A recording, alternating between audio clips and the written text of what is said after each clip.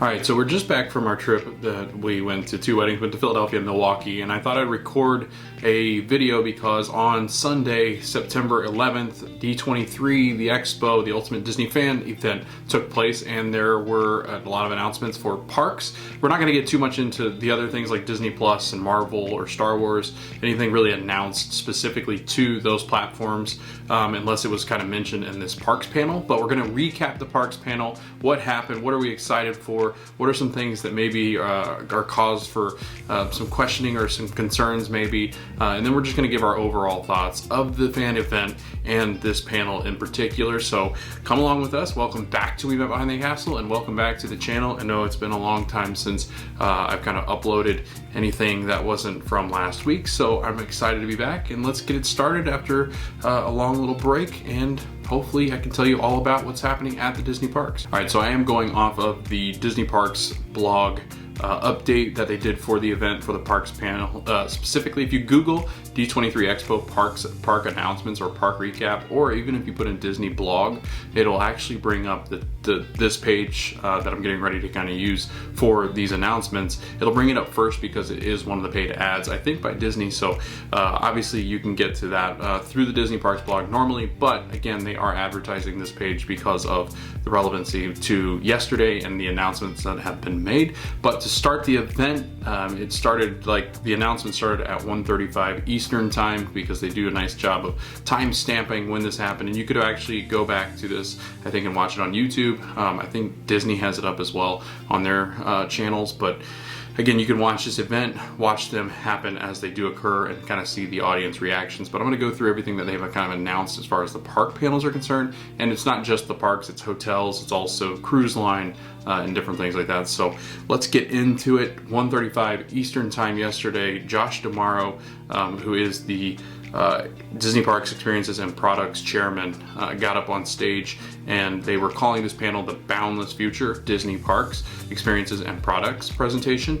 And he got up by announcing, in behind him there were fireworks going on at the Magic Kingdom, and he announced that Happily Ever After will be returning as a nighttime spectacular in 2023 when the 50th anniversary ends. So again, a really exciting time, because I know a lot of people were not very happy with the new show, and I think bringing Happily Ever After back to replace Enchantment is going to be a big plus for a lot of people, just because I just don't feel like people are attached to Enchantment at all.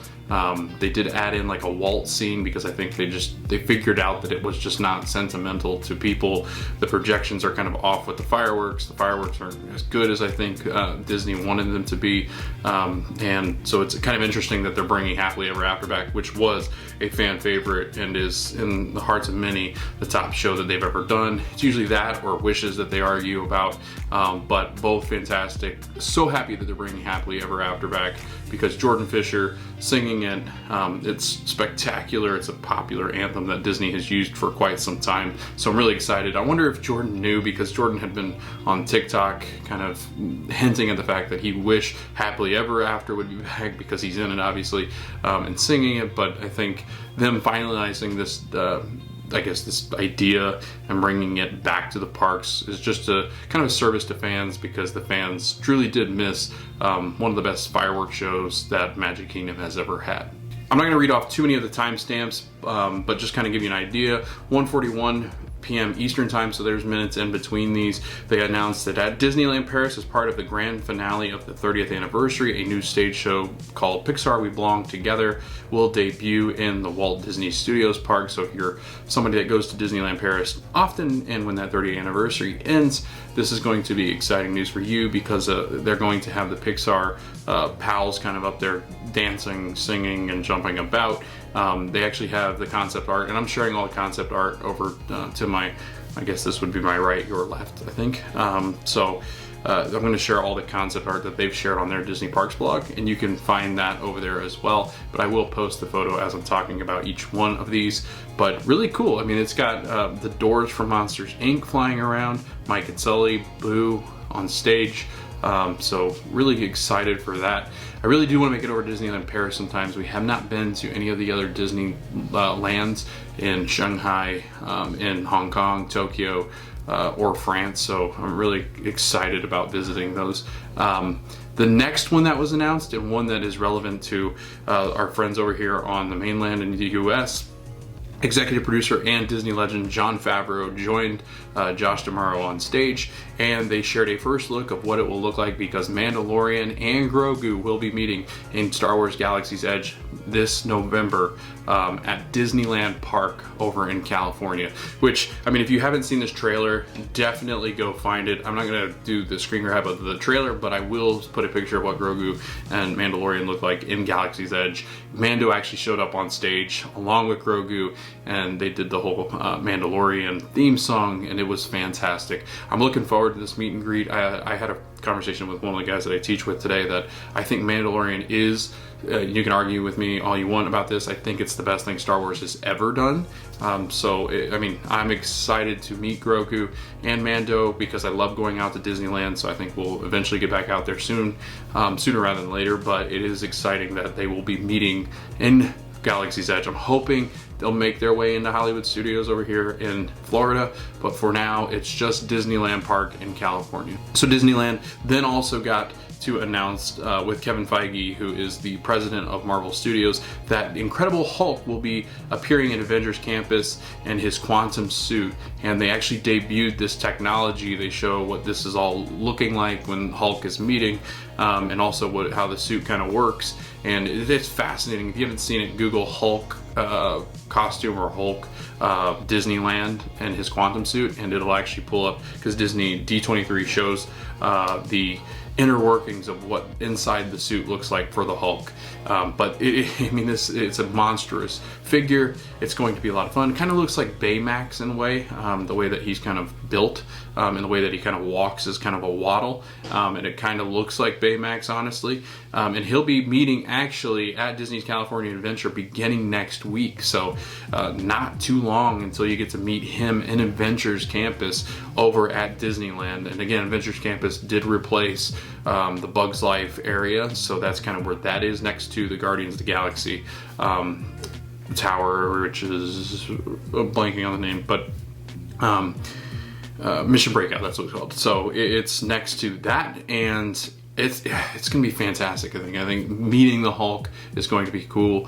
He is in the Hulk, he's not Bruce, but his Hulk, and just kind of having those interactions, I think is going to be a lot of fun. Also, Avengers Campus at Disneyland Resort will head into the multiverse with a third attraction and a brand new story. When joining the battle with the Avengers, you never know what foes you'll face anywhere and every win.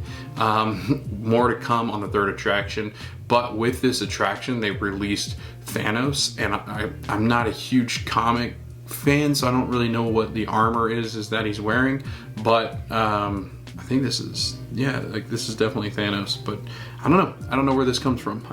Maybe somebody will know, but I'll put this up here. If you do know like what this guardian like thing he's got on is, this suit of armor, let me know. It'd be interesting to kind of figure that out. But yeah, it shows a lot of cool concept art. It's got all the Avengers fighting Thanos at once, and you're kind of in this buggy. You know what it honestly looks like? It looks like the Transformers ride or Spider-Man over at Universal Studios. I'm hoping it's not like that, and with Disney I'm assuming it's not going to be, but it might be very similar. I think what you get with Rise of the Resistance or Ratatouille, that kind of same ride vehicle. So that's pretty awesome. I'm excited about that. The one I was most excited about, and I'll let you know why, is over at Disney's California Adventure on the Pacific Wharf. It is going to be reimagined to San Francisco, which is Big Hero 6, which is a Walt Disney Animation Studio film, and will feature a place to meet Baymax as well as new spots to eat and shop. So I'm assuming this is going to be maybe like Asian infused food. It's going to probably kind of mimic maybe some of the dishes, not like obviously what the way they would look or what they're called, but maybe like the same kind of flavors that you might see over in Pandora over here in Walt Disney World is what I assume. Some kind of like the bao buns and different things like that. So I'm really excited about this because San Francisco is fantastic. It looks very cool in the movie. Big Hero 6 is one of my favorite Disney movies, and Baymax, one of my favorite Disney characters. He's also Marvel. I don't know if people know that as well, but he also is technically a Marvel character too, in his suit. So I'm pumped for this. Over in the Pacific Wharf, like, I actually love the Pacific Wharf, and now they're going to kind of change it into this, so it's not really losing too much of its charm. I think it'll become even more charming. But the way that they have this set up, I mean, if you look at this art with the moon, it's got the bridge. It's kind of like Golden Gate Bridge, but also has a flair of Japan architecture, and just like the lanterns that are floating just above the water. I mean, it looks very typical of what a Japanese town would mix with San Francisco. So again, I'm a huge fan of this announcement. I think it's going to be fantastic. I'm hoping they capitalize on being able to meet all of the Big Hero 6 people. So go, all of them. I think I'm blanking on names now, but to meet them would be, I think even like a Tadashi meet and greet at one point would be fantastic as well. But again, that movie holds a special place in my heart. It was like my go-to movie when I was like at home during my CP in 2015. I loved watching it. But yeah, that's a pretty exciting announcement over at Disneyland California Adventure. So the next one that they announced is progress continuing on the reimagining of Paradise Pier Hotel and Pixar Place Hotel. Paradise Pier Hotel 2 Pixar Place is what it's going to be called. Josh D'Amaro says that the Pixar Place Hotel will be a place where you'll feel as though you've stepped into a Pixar art gallery featuring new interpretations of favorite Pixar pals. So if you've ever been to Pixar Pier over at Disneyland's California Adventure, you're going to get a sense, I think, of what this art's going to look like, because it's the art that already exists in Pixar. It's very, I mean, it is your stereotypical Pixar art, beautiful colors, beautiful artwork, kind of different little renditions of what the characters look like, but not too far off where they're unrecognizable. But this concept art with Crush on the water slide, you've got the different Nemo characters in amongst the splash zones. You got Frank, or is it Hank? I don't remember the squid's name, but you got Dory, Squirt, and you can kind of see the art there, like the funky kind of looking art with Nemo in them, where it's not quite exact to what the movies look like, but it's more cartoony looking, I think, as far as Pixar is concerned. But with the colors, with the lighting that they're going to be able to kind of throw over here on Pixar Pier. And we actually stayed, Ashley and I actually stayed at Paradise Pier, Pixar Place is what they're calling. But Paradise Pier, when Ashley and I stayed there, we loved it. Like, Disneyland's hotels, if you don't know, are all like 5 to 10 minute walks from the actual two parks there. And we loved being able to stay there, walk over in the morning, walk back over, 10 minutes, taking a nap. I mean, it was fantastic. Whereas Walt Disney World, you've got a lot more bus travel, monorail, Skyliner stuff, car. It's a big space, whereas Disneyland is not. So being able to walk from your hotel to these parks is phenomenal. Downtown Disney's right there as well, and they're getting a reimagine. A lot of refurb there. So, I mean, this is going to be a fantastic choice, I think, as far as the Disneyland hotels are concerned. And it's not as expensive as Disneyland Hotel or Grand Californian. So, I mean, this is an A+ hotel in my book. The theming was great when we were there. I can't imagine what this is going to look like. I think it's going to be fantastic. So I'm excited to see that, because I think when we go back, we'll probably stay there again. So I don't know. Are you excited about it? I'm excited about it. I think it was time to kind of move on from Paradise Pier and move into this space where, I mean, we really haven't capitalized on the idea of throwing all the Pixar guys into one section of a park or a place like this, like a hotel. So I'm excited that they're doing this as well. So another announcement that was made, this goes down to Downtown Disney District in Disneyland over in California, and what it's going to be is that Josh D'Amaro shared a first look at this beautiful restaurant called Din Tai Fung, which is I'm guessing Chinese flavor, family-run restaurant. It's going to have area where guests can enjoy dishes served family style in a creative space, and it's in and amongst this shopping center, this dining I guess paradise, as you would call it, at Disneyland. They have really good restaurants downtown Disney, and they're adding this one. It's got really nice outdoor seating. It looks like the windows are going to be really cool because you're kind of eating and enjoying the sights and sounds in and around downtown Disney at California. And it looks like your prototype of what a Chinese restaurant that would be family owned, family run would look like. I mean, it's got everything I think that you would want. The beautiful woodwork that kind of just flares up there, set in amongst the palm trees is kind of fun because from my knowledge it's not typical so in China, but it's going to be a phenomenal restaurant. I think it's got that kind of vibe that you do kind of have over here with Teppanyaki, with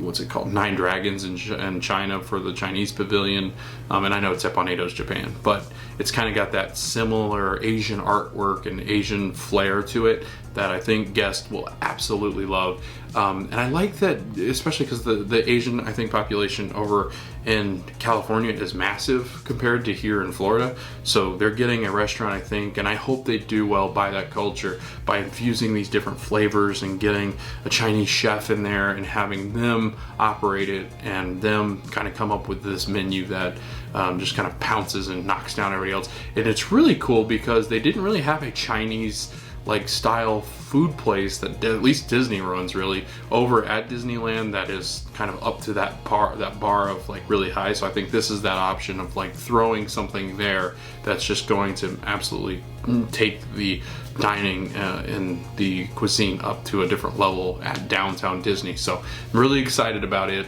excited to try it.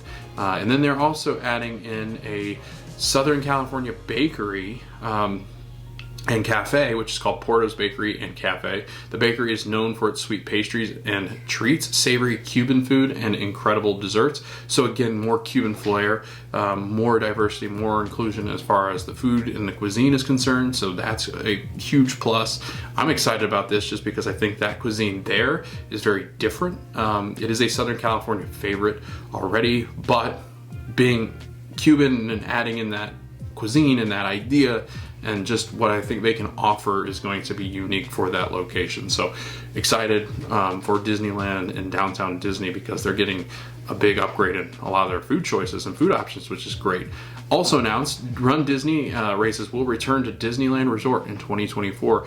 I don't think they've been running them since COVID. I might be wrong on that as far as like when they stopped them running, but I think 2020 ended that where they did not have any of these marathons. Disney World picked that back up with their marathons shortly after the pandemic kind of got underway. I think it's like 2021 was the first time Disney World brought back a marathon. I might be wrong on that too, but that's exciting if you're a big racer. I know a lot of people just do the races because even if you're not a big runner, you just want the memorabilia that comes with it, the just opportunity experience to run in one of these events. And I've seen people that are not big time runners run in these events and finish them and really enjoy their experience. So definitely check it out. They also dropped at Disneyland Park, also dropped Mickey and Minnie's Runaway Railway, which will invite guests into a cartoon world, much like they do here at Disney World, but also kind of gave this idea of what Mickey's Toontown will be and what it's going to look like after the retheming and kind of the repolishing of that land. So Mickey's Runaway Railway, I have yet to ride it at Hollywood Studios. I know it's crazy, but it's one of the rides I still have not ridden yet here at Walt Disney World.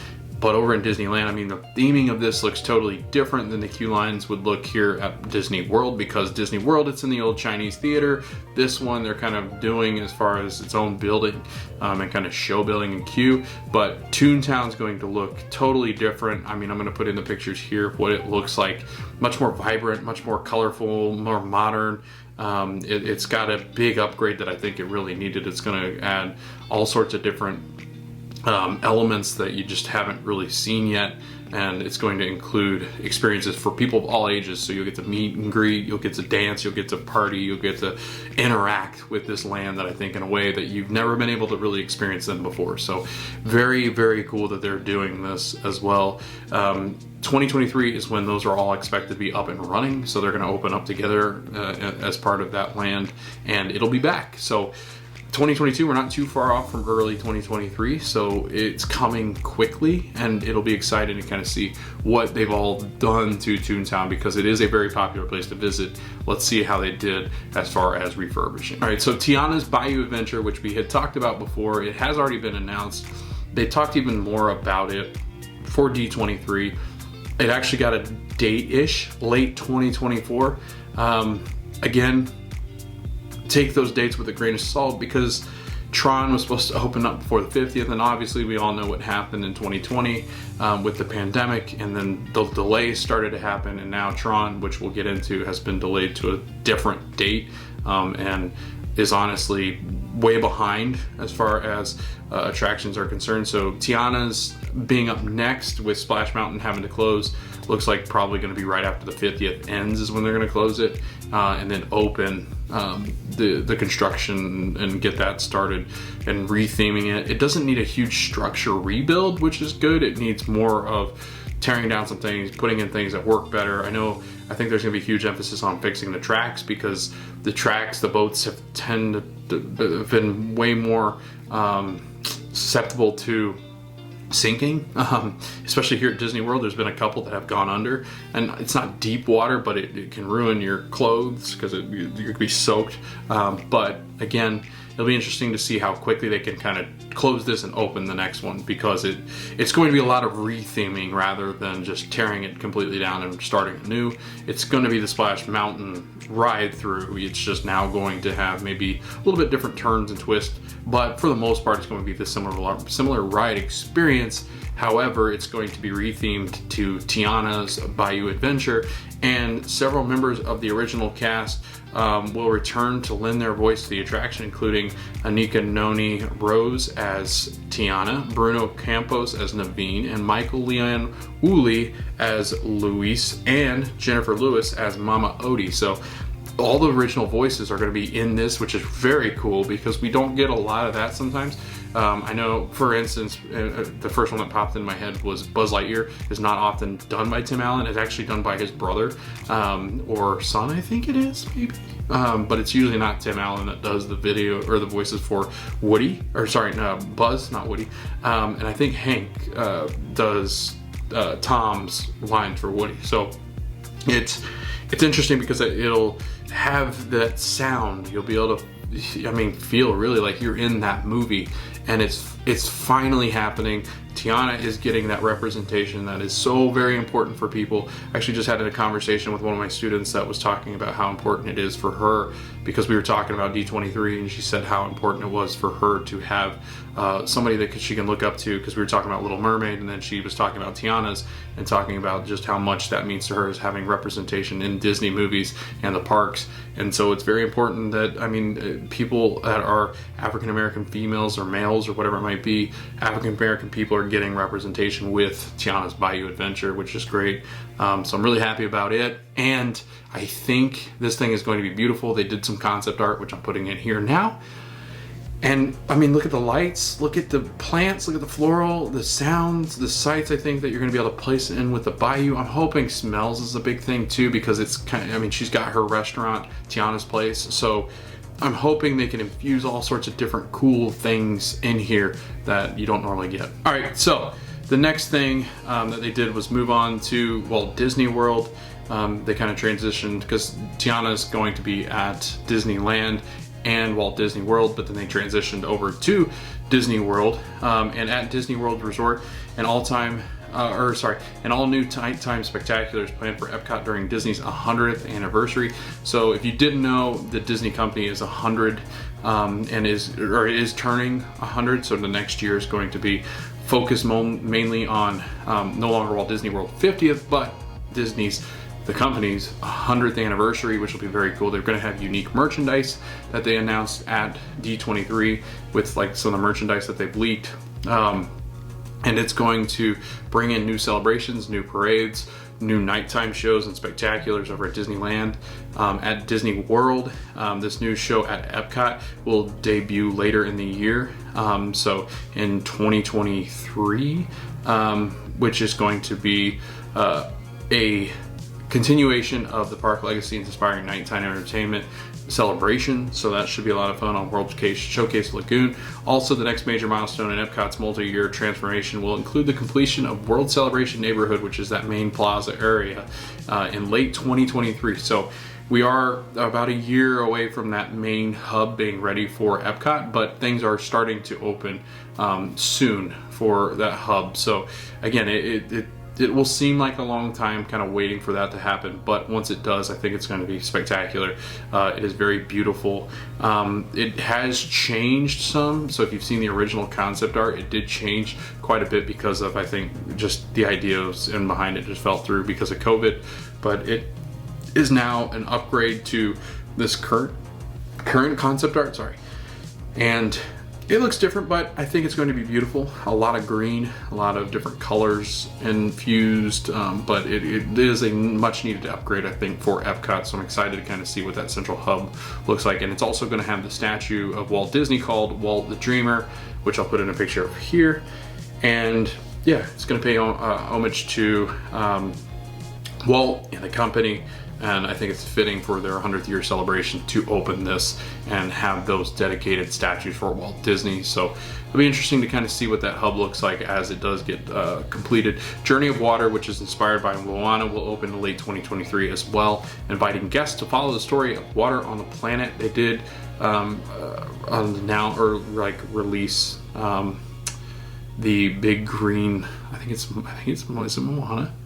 I don't remember. It's like the statue of the girl, like the Hawaiian girl. I don't know if it's Moana or I forget what exactly it is, but I'll put in a picture.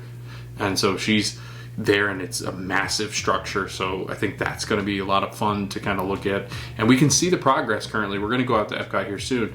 And we actually see the progress that Moana's Journey of Water is taking. And it's shaping up nicely. So, and I haven't been there in a couple weeks, so it'll be interesting to kind of see how far they've gotten into it.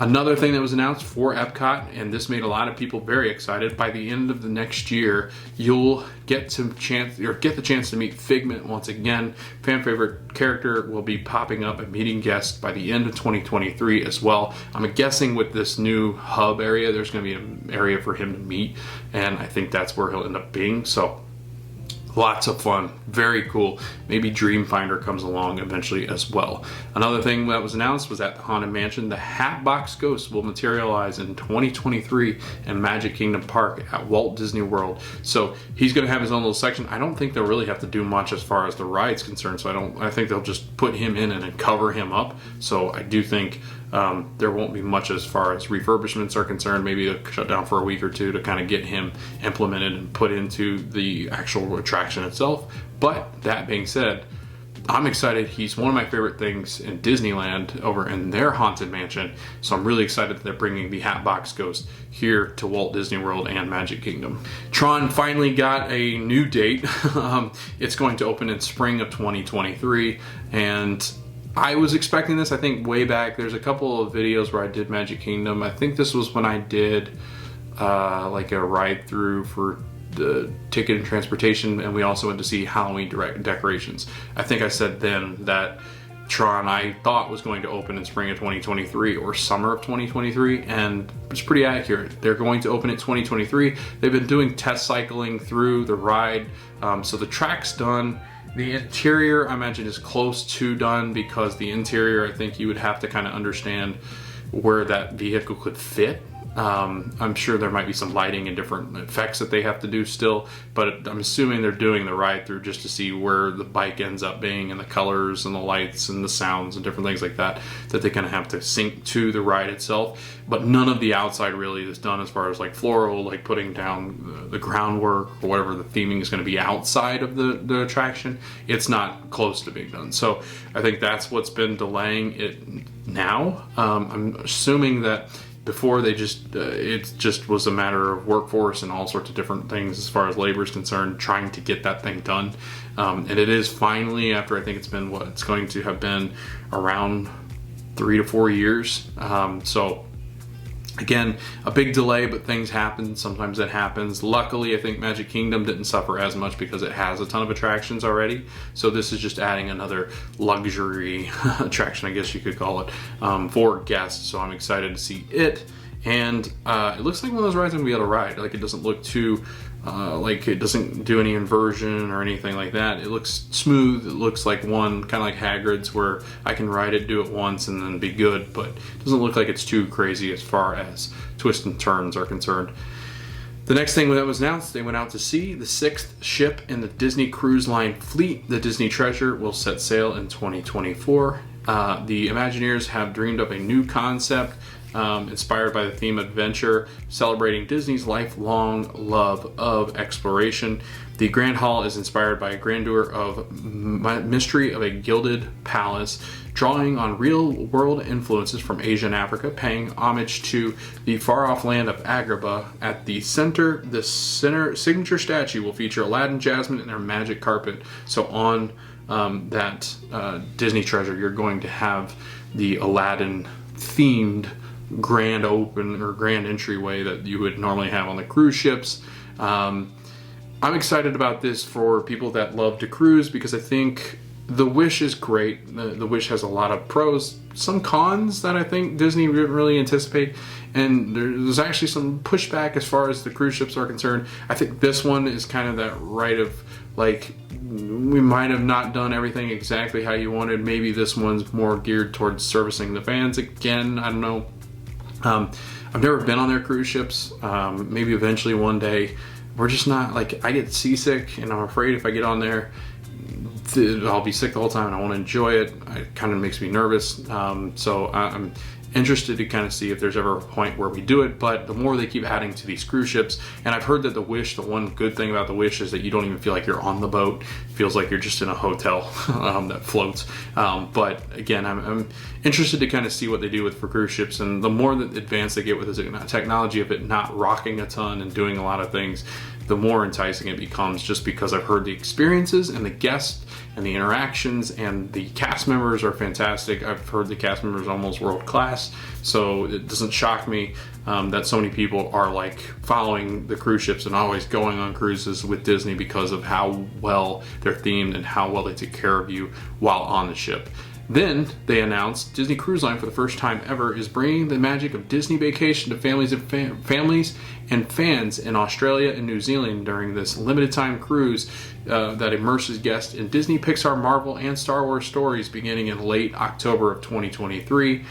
Also repositioning cruises for the Disney Wonder will be the first South Pacific voyages for Disney Cruise Line, inviting guests to experience destinations like Fiji and Samoa. Those ships are going to be in high demand, I think, with those locations that they're going to. I'm sure they're going to be very expensive as well. But, I mean, those two are going to be phenomenal, those two routes that they take. Just the fact that Australia and New Zealand are kind of clumped in there together is going to be huge. The fact that Pixar, Marvel, and Star Wars are doing their cruise stuff there as well. I mean, I just imagine this is going to be in high demand, along with Fiji and Samoa. Are you kidding? That's going to be huge as far as demand. So those two are very exciting. Those two announcements were great. They also announced in the Bahamas, progress continues on a beautiful new island destination called Lighthouse Point, which will bring the natural beauty and rich culture of the Bahamas to the life for cruise line guests. So stories inspired by the Bahamas, and here are some concept art pictures for these two, I guess, for this island, or these two buildings that are kind of, or one building they're displaying, and then the four in this bigger, wider scope of concept art that I'm showing you. But the fusion of colors is really nice. The buildings look I think they look much more like the Hawaiian buildings in Moana. These buildings look, I mean, they're like floating tree houses, or look like tree houses. But they're beautiful. I think the concept art is great. I think it's going to capture the beauty of that island. Josh Tomorrow actually did a video from the island itself. The water crystal clear, the beaches are white. It's a nice little area. It's very quiet and secluded from the different parts of the island. So it really is a spectacular destination. Excited to see what Disney does with it, because Castaway Cay is good, but I think this is going to obviously be an upgrade. The next that they did was Shanghai Disney, which they're going to be the first Disney resort to bring the world of Walt Disney's animation Zootopia to life. So Zootopia is getting their daily lives thrown into the park over at Shanghai. Then you had Mickey's favorite teddy bear Duffy and all of his friends announced for the parks. Josh shared that the Duffy and Friends will star in their own 6-episode stop motion animated series as well on Disney Plus next year. So that's cool. Hong Kong Disneyland will unveil a new statue of Walt Disney and Mickey Mouse near Cinderella Carousel as part of Disney's 100th anniversary. So that was some news. World of Frozen will open in the second half of 2023 over at Hong Kong Disneyland, the first of 3 Frozen themed areas coming to international Disney parks. World of Frozen, inspired by Disney's animation studios' stunning films, will blend Arendelle with the park's natural landscapes on Lantau Island. Didn't see you pronounce that. The concept art's great. They've shown that actually being built. It's beautiful. It does really theme well with the island itself. I think the mountain's very fitting. Elsa's castle is going to be fantastic. Overall is a beautiful idea, beautiful concept art. I know they're going to start bringing Frozen throughout all the parks, no matter what you feel on it. Zootopia as well. And we'll get to kind of an interesting thing that they did as far as something they've never done before on stage, but we'll get to that. At Disneyland Paris, a Frozen themed land will be the next major milestone. So there's the next one that was talked about over at Paris. So this land will offer a gorgeous lakeside promenade and will immerse guests in this same magical wintry setting from the films, similar to what it looks like over in what's going to be the Hong Kong one. So Paris looks very similar, almost identical. Yeah, I mean, Disneyland Paris getting the Frozen themed land. They're getting a Tangled themed family attraction that will join the new gardens where Frozen and Tangled are kind of tangled together. Then you have Frozen is also one of the stories playing a role in the royal transformation of the iconic 5-star Disneyland hotel in Paris. The rooms are themed after Frozen, and you can see them here. I think it's a good idea, obviously capitalizing on the popularity of Frozen itself. Every guest room will actually have communal areas that will be rethemed, taking inspiration from Cinderella, Sleeping Beauty, and Tangled, and more. So they're going to add more princesses, obviously, as they go along, but themed after the princesses, which is very nice. At Tokyo Disney Resort, Frozen is one of the stories coming to life as part of the Fantasy Springs expansion of Tokyo Disney Sea, which I've heard is the best Disney park. I can't wait to visit it because I've heard it's beautiful beyond belief, and the things that they're adding, I mean, this thing is going to be spectacular. So I'm really hoping to get over there one time soon. But joining 2 other stories, Peter Pan and Tangled, plus a brand new hotel integrated right into the park. Fantasy Springs will feature several new audio animatronics figures, including Elsa, which they show in there singing in Japanese, which is very nice, and it goes along with the music, so it actually sounds natural. I think in the past they had said she sang in like they would normally do is sing in the language Japanese, and then the music kind of was just clunky in and around it. Now it kind of goes with the actual language and sounds fitting. So that's awesome. It's got the rhythms of the language, so they're going to start doing that with animatronics across the seas, because otherwise it just sounds weird because it's the Americanized music, but it doesn't match the rhythm of the way the language is used, so it just sounds weird. Beginning in 2024, Space Mountain at Tokyo Disneyland will undergo a transformation that will bring a new story and experience to the iconic attraction. This thing is so cool. I wish they would do this to our Space Mountain. No offense to our Space Mountain, but this thing is like, I mean, look at the art. It's so elegant. It's beautiful. It looks almost ice. It looks like Elsa's built it. I don't know. It's themed very well to what they're doing over there, but I mean, it's a wonder why we don't get something similar in our Tomorrowland. I know we're getting Tron, but our Tomorrowland is in need of some real refurbishment. It's got some areas that I would improve. It also has some closed attractions that are just kind of sitting vacant. So I'm wondering, what are the plans there as far as Stitch's Great Escape? Like, there's got to be something there. I just don't know what it might be. So that'll be interesting. And Tomorrowland just feels 1980s anymore, or 1990s. It doesn't really feel like Tomorrowland. But theirs is going to be fantastic. And then after that, they did something very interesting. So Josh invites the Imagineering Portfolio Creative Executive Chris Beatty and Walt Disney Animation Studios Chief Creative Officer Jennifer Lee for what they called a special blue sky brainstorming, exploring what's possible when dreaming big at the Disney parks. Chris and Jennifer discuss early concept explorations for Dinoland USA at Disney's Animal Kingdom and potential expansion opportunities beyond Big Thunder Mountain at Magic Kingdom Park and at Walt Disney World, and even some creative what if ideas. So this was a very interesting discussion, because it was like brainstorming in and behind, I guess like this would be brainstorming behind the curtains of what it would normally look like when they're imagining what could be at the Disney parks. And I thought it was a different kind of take on what, you know, D23 has always done in just announcing like what was coming.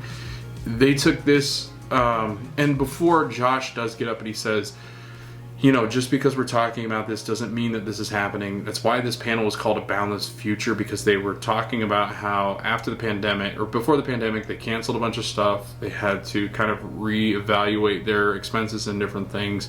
Basically, we lost a lot of money, obviously, with the pandemic. We have now gotten back on track with our expenses and managing it and all that kind of stuff to fall out.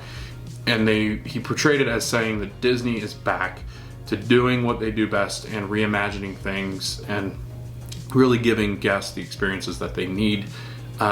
So let's get into kind of some of this Boundless Future stuff, because I thought it was interesting, and the fact that this stuff kind of exists and they have concept art for it, it makes it very close to being somewhat confirmed that they're at least going to be doing something, right? So let's get into these ideas that they had for this blue sky concept that they were calling. So in behind Big Thunder Mountain at Walt Disney World's Magic Kingdom, they would include Disney animation IPs including Coco, Encanto, and the villains. So if you look at this art, it's wild because you see the Big Thunder, and I worked back there, and to be honest with you, it's pretty tight. Like, so I'm thinking like this is more of, if you look at the art itself, it's got like the big rock formation from Thunder. It looks like it's honestly, they're going to wipe out the rivers of America and Tom Sawyer with it, and then just fill that in with actual lands and space, so that way there's not water there. And I think what's going to happen, that they'll build there. I think some of this will fall apart, obviously. I'm having a really hard time wrapping my head around villains, just because for so long they've rumored this. I think they've leaked some of this stuff out on purpose to kind of get people talking about it, just to kind of see what the reaction is. And there's always been two sides of the argument. There's been the side of like, we love villains, we want to see our villains in the park. It would be so cool to see, you know, Maleficent or the dragon. It would be cool to see Cruella roaming around, or Hades in the underworld. The flip side of that is how the kind of like the scare factor, right? Because Magic Kingdom's a family park. While yes, there are villains that exist in some of the shows and things, the good guys always seize the day. And that's kind of the idea in behind Magic Kingdom. I think that's the one that I have the hardest time wrapping my head around. Like, I have a hard time wrapping, as much as I would love to see it too, I just don't know if it fits. Like, they'd be better off having their own park. They really would. I thought maybe with Epic Universe, Disney would kind of feel some pressure. Maybe they do, to open maybe a fifth gate or something of somewhat of a different experience that really brought people to it. We'll see. I'm sure there's things in the future that maybe long before I'm, or way before I'm, or way after I'm gone, there might. But the most realistic thing for me about this was more the Coco and Encanto. Like, I think those fit. Those are cool. I think you could have kind of this Day of the Dead kind of thing with Coco, and like you could really infuse a lot of the Mexican culture. And then you also have Encanto, which with the Madrigal house, I think you would have an infusion of a lot of cool things, but you also infuse the Colombian Latin flair that is in Encanto. Bruno's become very popular, obviously. The songs, Coco as well. I think it's very Fantasyland-ish, and you can kind of, I guess, call it maybe like the Mystic Lands or something. I don't know what you would call it, but It wouldn't be part of Frontierland, supposedly. It would be kind of this new addition. I think it'd be funny if they called it Beyond Frontier, Beyond Thunder Mountain. It'd be funny. But I think it fits with Thunder Mountain's theming. It kind of fits into those mountainsides because they're mountainous places, Mexico and Colombia. I think it works. The villain one, I'm still having a hard time wrapping my head around. So if I had to guess that the other two are going to happen, I don't know if villains will happen because I don't think there's going to be enough space. And I just don't see them doing it. I don't know why, but I can't ever picture a day where I think the villains will have their day in Magic Kingdom. So we'll see. But then the next thing that they place into the big, or the, what was it called? What was I calling it? The blue sky idea. What was it? Hold on, let me check. One sec. The other one was Animal Kingdom out by Dinosaur, where Primeval World has already been torn down. I think this one is let's just say this one's approved. They just, I think, are working out logistics of what to put exactly. I do think it will be Moana themed, and I do think it'll be Zootopia.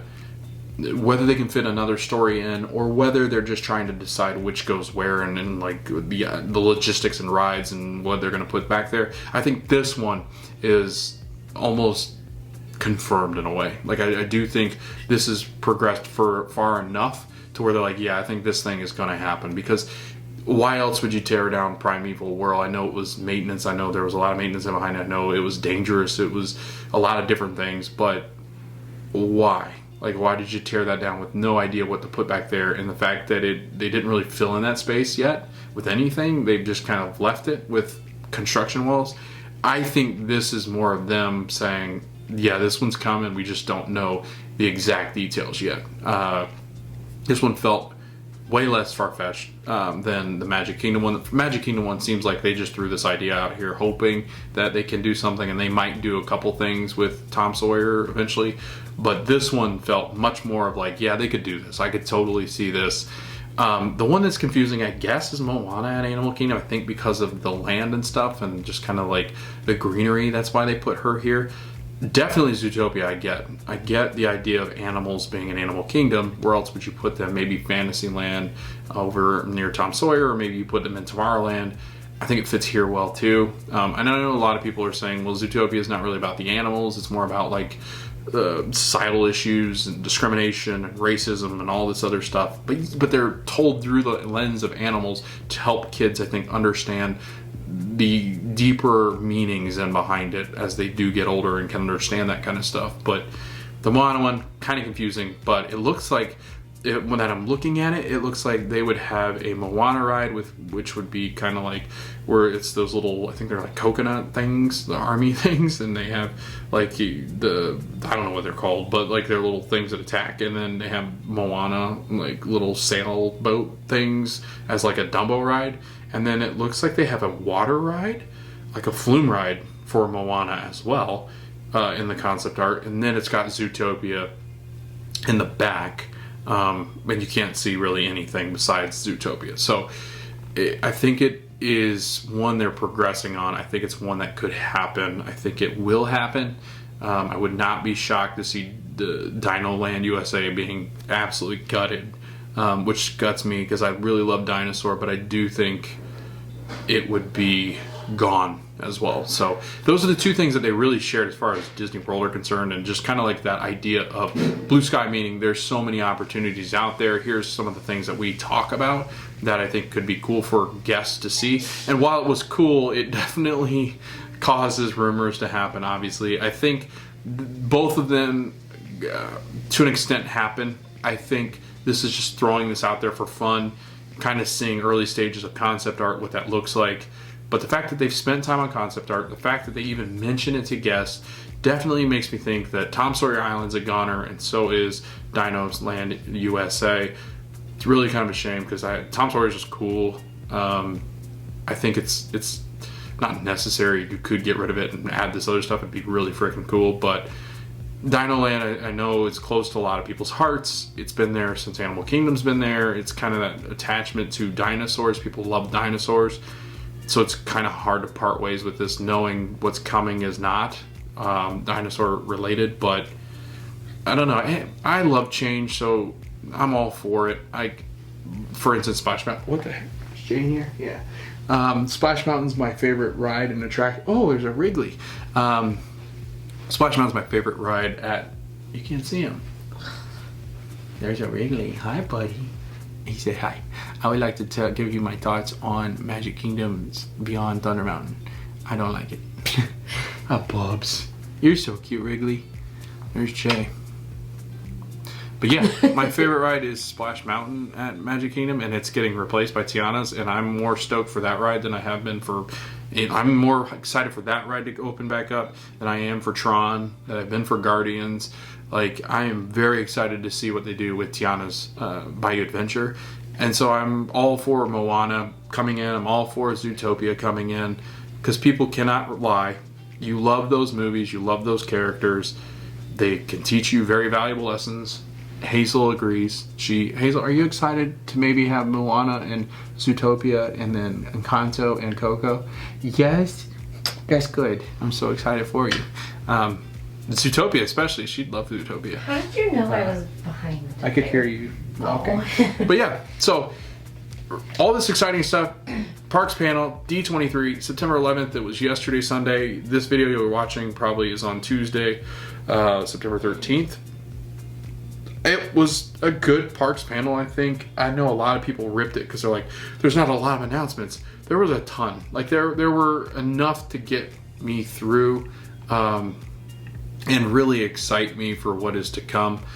They did post this photo, which is great because it shows you in 2022, 2023, and 2024 what to look forward to as far as this boundless future, this future of not having any kind of like ceiling. Like Disney, that's one thing I did like what Josh said. Josh said Disney is to the point where we can't think of having bounds anymore. We need to continue if we're going to keep this train going, and they really do because Universal's coming, which is great. It's good. I am all for competition because the more competition there is for each of the parks, the better the products are going to be.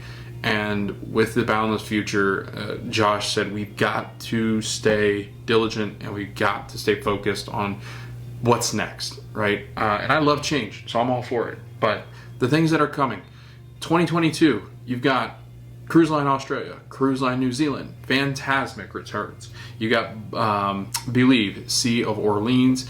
You have Lena Bell, who is adorable. We got to see Lena Bell as far as the parks are concerned. I think it's, I want to say she's in Disneyland.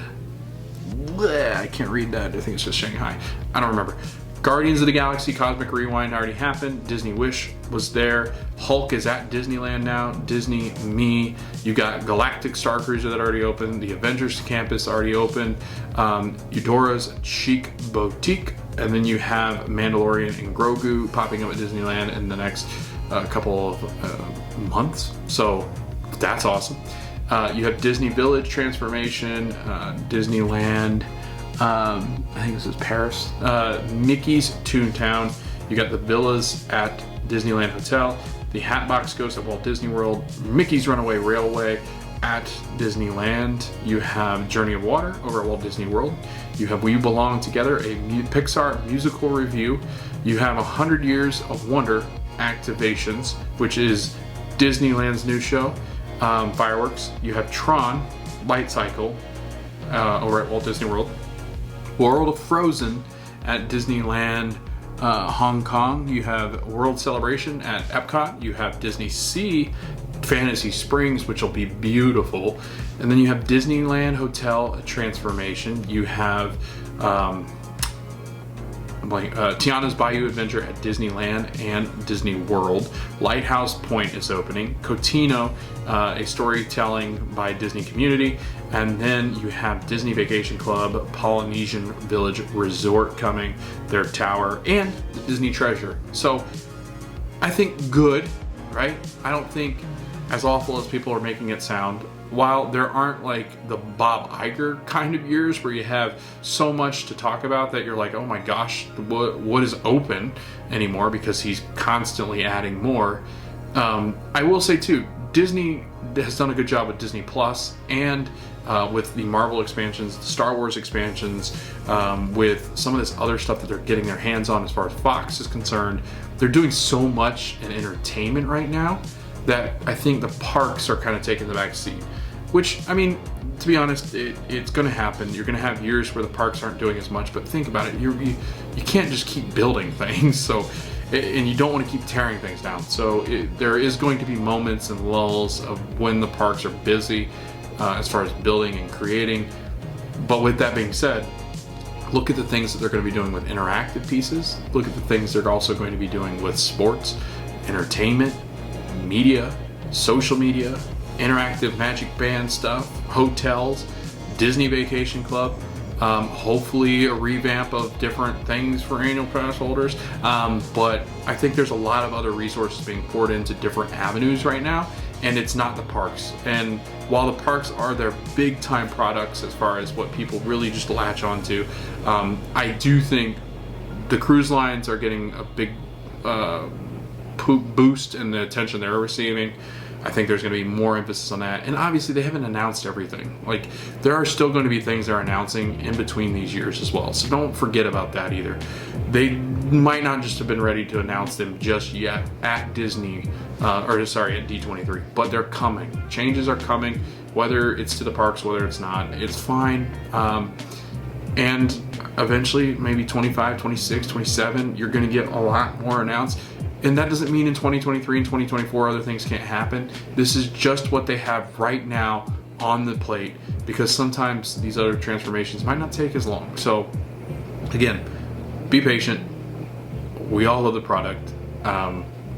Yes, I know there are different things that people believe about the leadership of Disney or what's going on currently with different annual passes. People are upset, but I think in the long run, things are happening. Things are still going well, and I think we're going to get a lot of cool experiences and products here in the next couple of years. So thank you again for watching the video. If you have any comments or concerns or gripes, complaints, whatever it might be, if hopefully I helped you out understanding some of these things. I went more in depth about Disneyland and Disney World because we visit those more, but as we get more into international stuff, so I'm be sure to revisit some of this stuff again. It does kind of set out when I'd like to kind of go to the Asian parks, because 24 I think would be ideal, because a lot of stuff's going to be open over there that I'm excited to kind of see. Maybe into 23 as well, depending. But yeah, I'm excited about all these things. Thanks for watching. Thanks for listening to me ramble on. I know it's not the most fun video, but I think it definitely is informative for those that don't pay attention to Disney as much and are excited about what's coming to the parks. So again, thank you. Like, subscribe, share with your friends, comment below. It helps people find, like the video as well, it helps people find the video. But other than that, I will see you in the next video, and we hope to see you guys at the parks and some of these new additions that Disney is throwing our way with Disney Parks.